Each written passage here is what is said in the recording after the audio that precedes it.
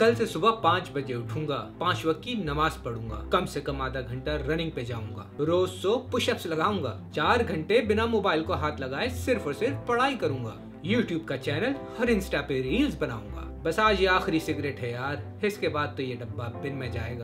बेटा रहने दे, तुमसे ना हो पाएगा।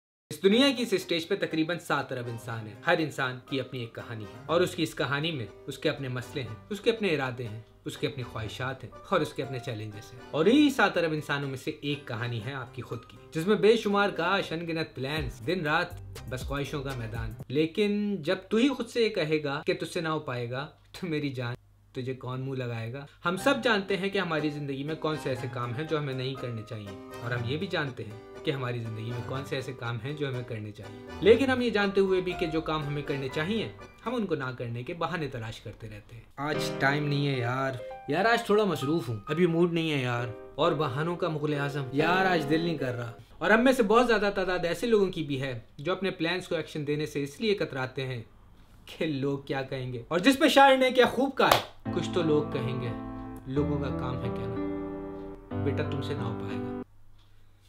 जो ये बोले उसके कान के नीचे रख के देना।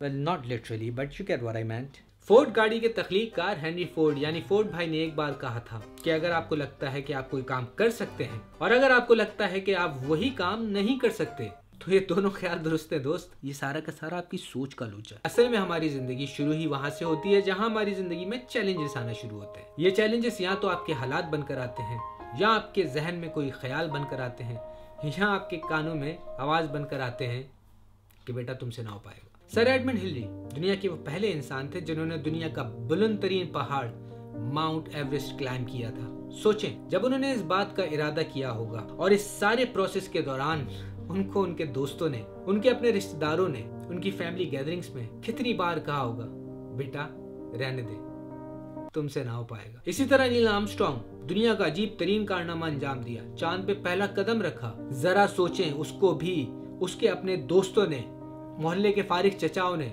उसके अपने रिश्तेदारों ने कितनी बार कहा होगा, हबे पागल कौन चांद पे जाएगा, रहने दे बेटा, तुमसे ना हो पाएगा। ये दुनिया बड़ी जालिम जगह है।